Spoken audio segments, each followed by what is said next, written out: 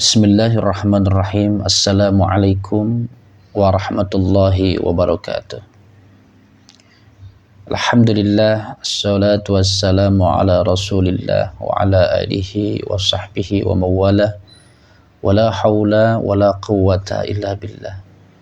Asyhadu an la ilaha illallah wa asyhadu anna muhammadar rasulullah.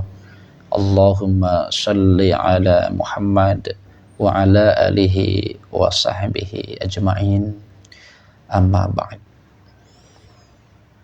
Bapak, Ibu, pemirsa yang dimuliakan Allah Subhanahu wa ta'ala, kembali dengan saya di channel Lalan Aryansyah. Semoga kita senantiasa dalam keadaan sehat walafiat dan dalam keadaan bimbingan Allah Subhanahu wa ta'ala.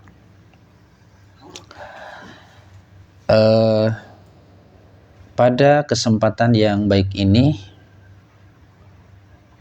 saya akan melontarkan satu pertanyaan, dan ini harus kita jawab secara ilmiah tentunya. Pertanyaannya adalah, benarkah Nabi Adam beserta pasangannya itu adalah tinggal di surga? Lalu surga yang mana yang ditinggal, ya, atau sebagai tempat tinggal Nabi Adam dengan pasangannya? Pandangan umum kebanyakan umat Islam memahami tentang Nabi Adam itu tinggal di surga. Ya, surga yang dimaksud adalah surga di akhirat. Surga yang dimana adalah merupakan tempat terakhirnya bagi orang-orang yang beriman. Lalu kemudian muncul ya pertanyaan, apakah benar surga yang dimaksud itu adalah surga di akhirat? Sementara Nabi Adam sendiri gitu difungsikan oleh Allah menjadi seorang khalifah di bumi. Berarti teritorialnya masih di dunia. Kemudian yang kedua, bukankah kehidupan akhirat itu belum terjadi hari ini? Orang yang mati, orang yang sudah wafat hari ini belum merasakan kehidupan akhirat, baru hanya merasakan kehidupan alam barzah. Ya, jadi baru memasuki alam barzah, belum memasuki alam akhirat. Itu yang kedua. Kemudian yang ketiga, bukankah Nabi Adam itu adalah makhluk biologis? Ya, namanya makhluk biologis itu sejatinya hidupnya di mana? Di bumi. Nah, bumi itu teritorialnya akhirat apa dunia? Tentu dunia. Nah, ini yang menarik yang harus kita bahas ya. Maka butuh kefokusan ya kepada teman-teman pemirsa. Ini butuh kefokusan supaya tidak gagal paham. Jadi surga yang dimaksud ya, yang menjadikan tempat tinggal Nabi Adam beserta pasangannya, ya, istrinya ataupun umatnya, itu ternyata surganya surga dunia yang ada di dunia. Karena ketika Allah ya menginformasikan kepada Nabi Adam di surat Al-Baqarah ayat yang ke-35, ini jelas ya perintahnya itu untuk tinggal di surga. Wa qulna ya adamuskun anta wa zawjukal jannah. Nah, ini redaksinya. Jadi wahai Adam, tinggallah kamu beserta pasanganmu di surga. Ini jelas ya, surga. Kemudian Allah merintahkan kepada Nabi Adam beserta pasangannya, silahkan gitu tuh menikmati segala apa saja yang ada di surga, silahkan dimakan, silahkan dinikmati, ya. Jadi adalah sebuah kenikmatan. Namanya surga itu segala sesuatu penuh dengan kenikmatan. Tapi kata Allah, wala taqraba hadhihi syajarata fatakuna minadh dhalimin. Tapi awas, hati-hati, kamu jangan mendekati pohon ini, karena akan menyebabkan diri kamu ini menjadi orang yang zalim. Jadi ada perintah untuk tinggal di surga, ya, menikmati segala kenikmatan yang ada di surga. Kemudian di sini ada pelarangan, jangan engkau mendekati pohon ini, karena akan menyebabkan kamu bisa termasuk orang-orang yang zalim.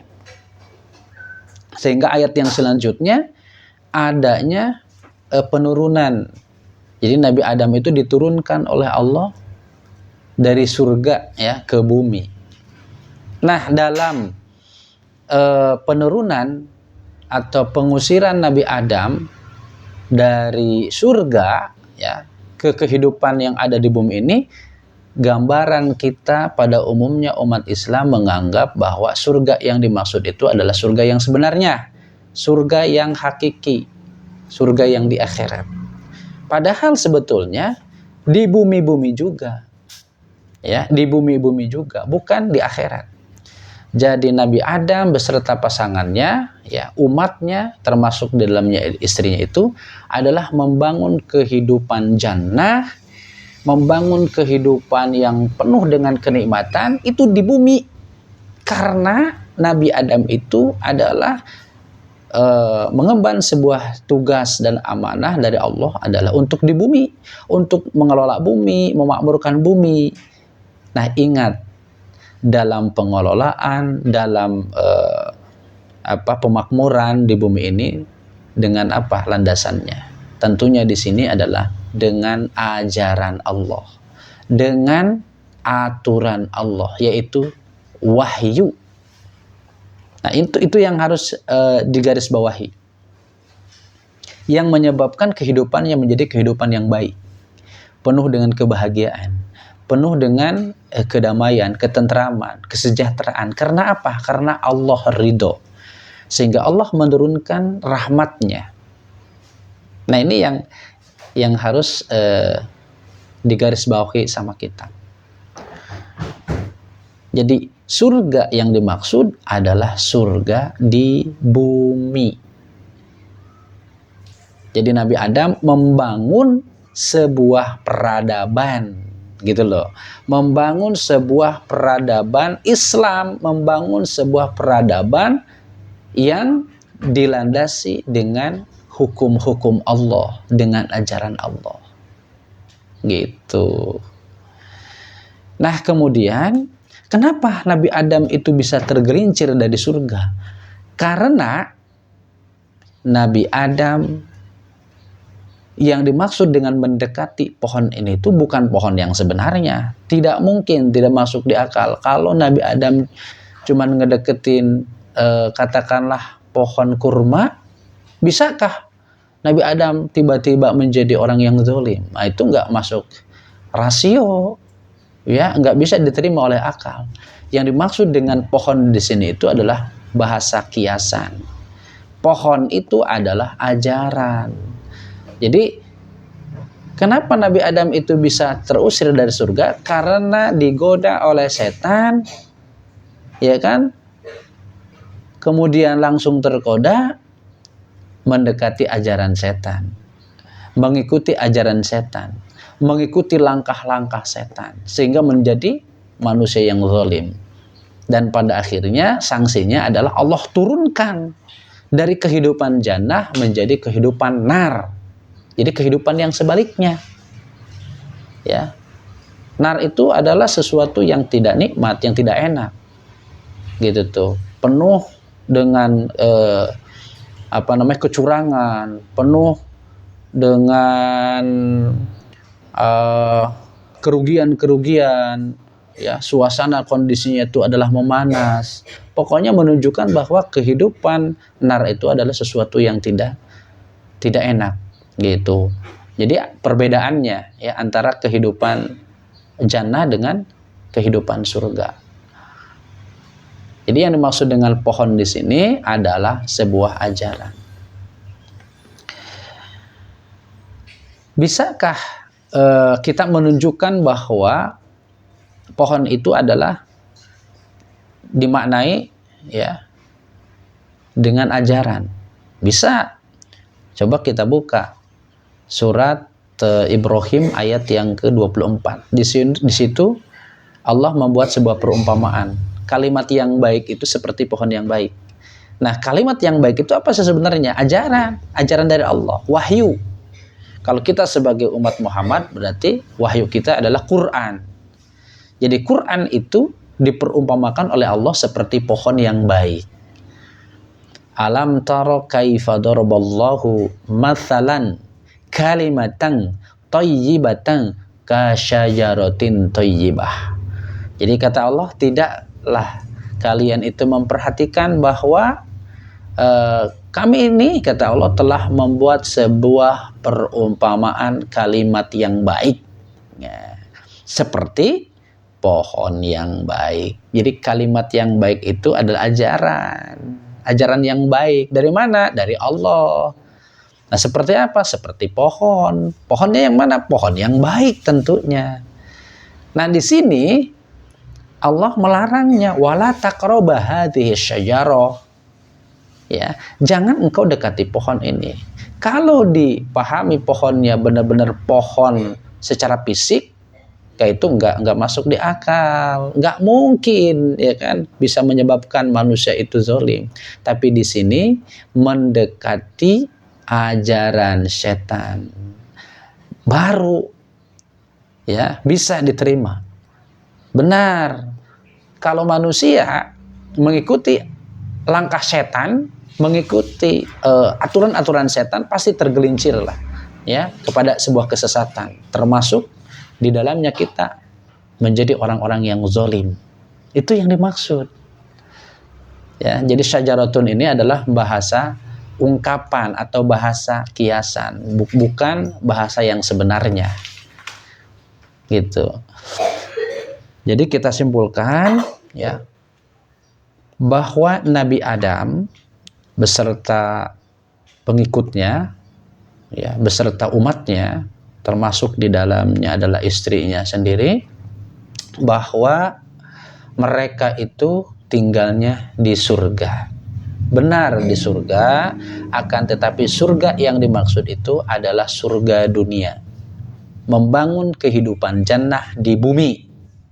Dengan apa? Dengan ajaran Allah. Artinya menerapkan hukum-hukum Allah, menerapkan aturan-aturan Allah, sehingga yang dirasakan itu adalah kehidupan yang baik, penuh dengan kesejahteraan, penuh dengan kenyamanan, keamanan, dan seterusnya. Lalu kenapa Nabi Adam itu bisa terusir?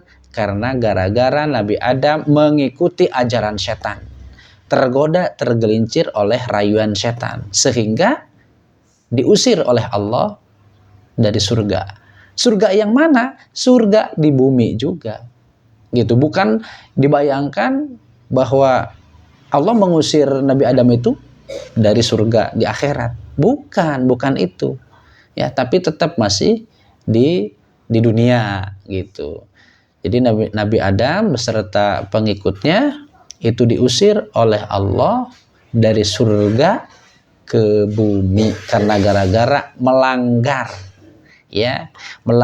dari aturan Allah, ya, mengikuti aturan siapa? Aturan setan. Itu ya kesimpulannya sebenarnya. Ya, mudah-mudahan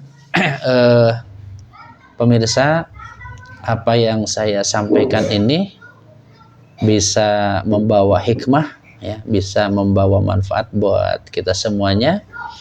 Dan tentunya ini terus kita harus melakukan kajian kembali agar betul-betul sahih, ya, artinya bisa diterima secara ilmiah. Ya, adapun pemirsa gitu yang belum cocok dengan pandangan ini, ya nggak apa-apa, silahkan saja gitu. Kita punya pandangan yang berbeda. Intinya itulah pandangan saya dalam hal ini mengenai tentang surga. Mudah-mudahan kita bisa memahaminya. Barangkali ini saja yang saya sampaikan, kurang lebihnya mohon maaf. Billahi taufiq wal hidayah. Assalamualaikum warahmatullahi wabarakatuh.